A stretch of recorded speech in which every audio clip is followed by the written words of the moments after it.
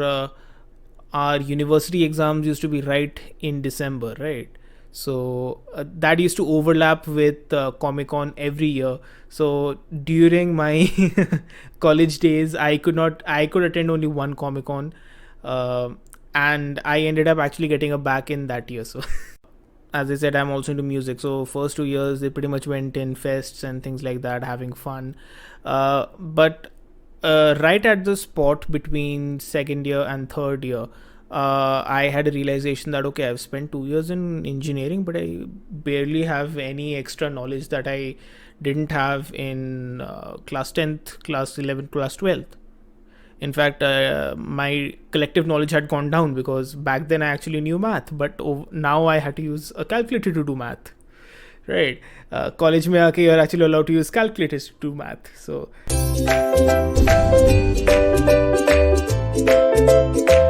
Okay, so here we go. Welcome back, viewers, to KVTalks once again.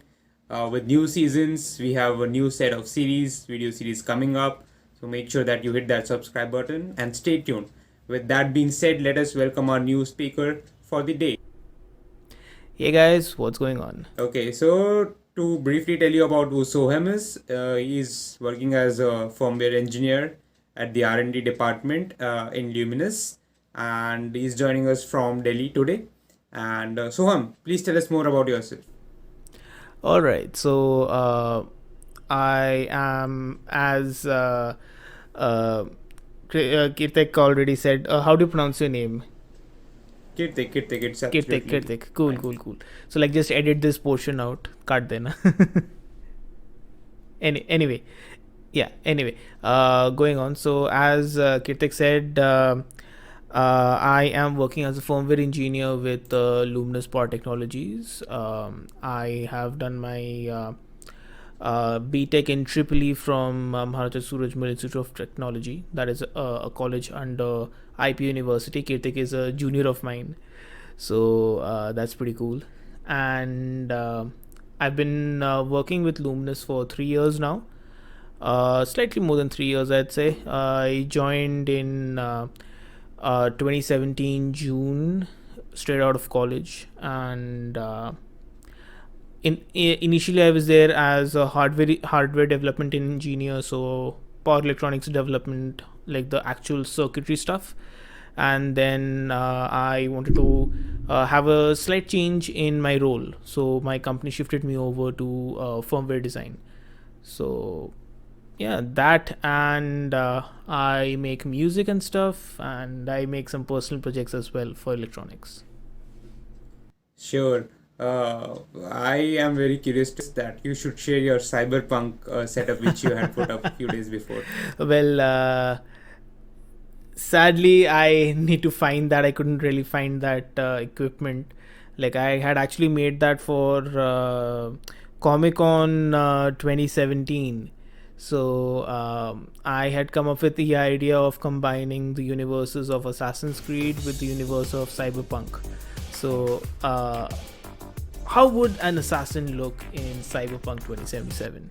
That was my entire idea for that costume. Plus, moreover, our university exams used to be right in December, right? So that used to overlap with Comicon every year. So during my college days, I could attend only one Comicon, and I ended up actually getting a back in that year. So I didn't get a year back. I got a back in one subject, not a year back. Don't worry about that. But Which was that lucky subject? the worst subject that you can think about, measuring instruments. Yeah.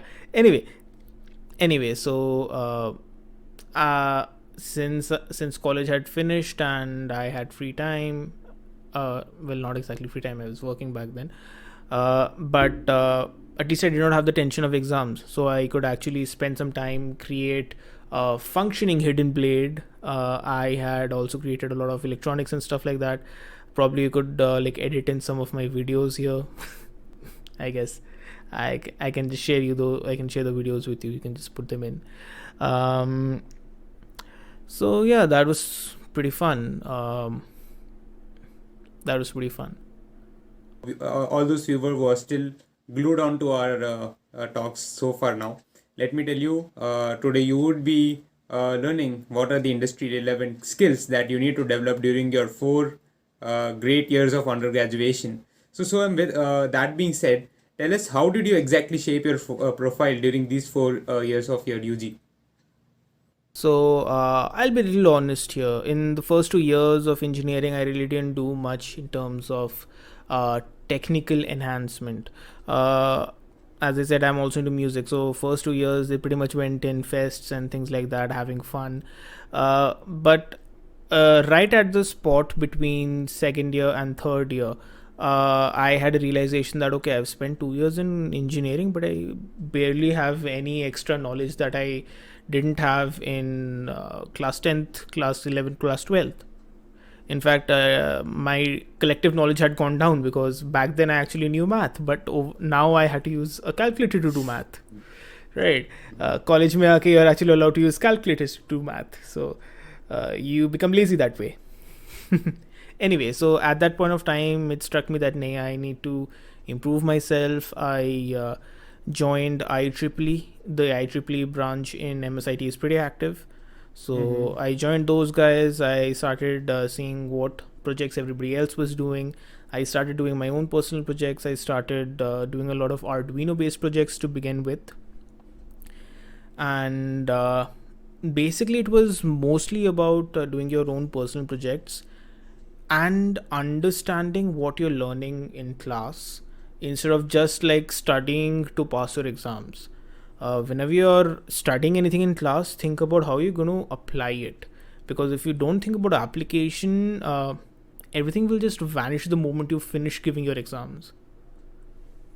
So other than that, well, I did a lot of hackathons.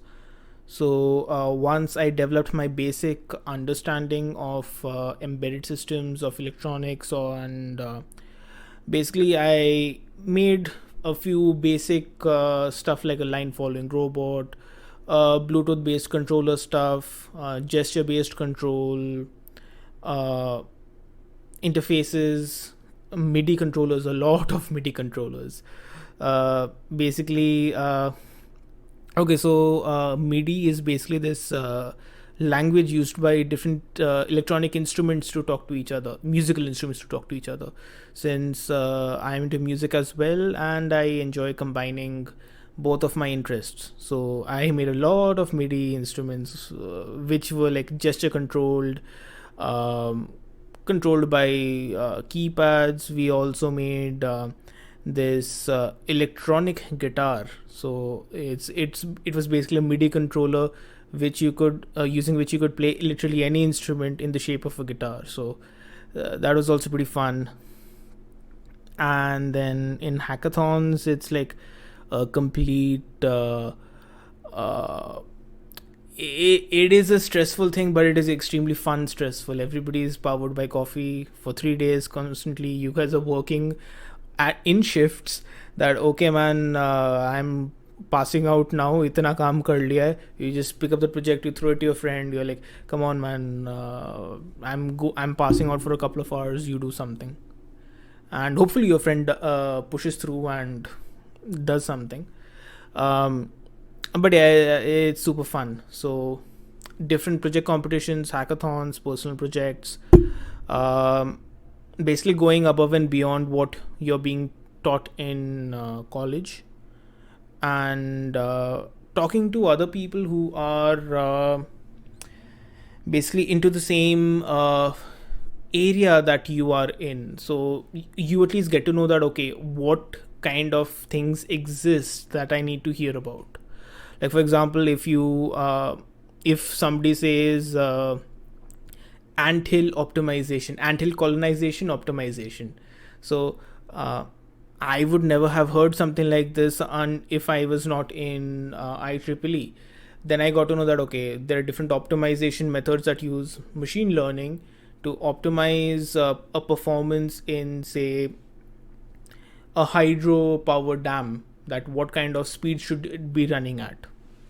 So all these things can be solved using various interesting methods. And if you're a part of IEEE, if you're talking to different guys who are putting out papers, who are basically doing research in this field, who are interested in this field, then you get to hear a lot of new terms. When you hear a lot of new terms, you have an idea on what your next project can be.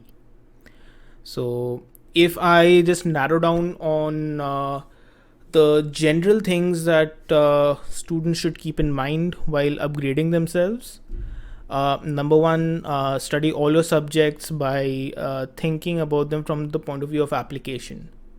Don't think about them कि भाई बस pass करना है exam. You need to think about the point of view of application. Second, you will have to do your own projects. Do not depend on anybody else, and make your own personal projects which are not necessarily given to you by college. If the first time you're doing a project is in 4th year for your minor project, then you should like really step up your game and do more projects. And uske baad go to a lot of hackathons. You'll be exposed to what I call as pressure testing. You will be expected to work under pressure, under not very good circumstances. You'll be sleep deprived, you'll be overworked, and you'll enjoy every moment of it. So hackathons, very important. Attend conferences, talk to professors, talk to people who are actually into these fields, who are actively working in these fields, and get to know new topics. And remember that engineering is an art. It is like not something that you just do for the sake of doing. It is fun, like the entire struggle of making a project work and the joy of when it actually works. That's what engineering is about. So these are the things that every student must keep in mind while upgrading themselves, not only in firmware engineering, for literally any field of engineering. Like whatever I said, it's the same in the case of regular software engineering, computer science engineering, mechanical engineering, everything. Okay, so the guide was not this direct. He said that, okay, so what do you enjoy more? Do you enjoy studying circuits and being lost in circuits, or do you enjoy talking to people more? That was the question he asked me. So that was the instant trigger. I was like, dude, I don't like talking to people. Just give me the circuits. So I was pretty happy. Okay, ठीक है, 20 minute में काम खत्म. I managed to talk my way through. Nice. Then I had my interview with the head of department of R&D. It went for 2.5 hours. And it was like it was the most stressful experience I've ever had, because this guy made me feel that none of my projects mean any, and that just blew my mind at this point. Shit, I have not done anything good in engineering.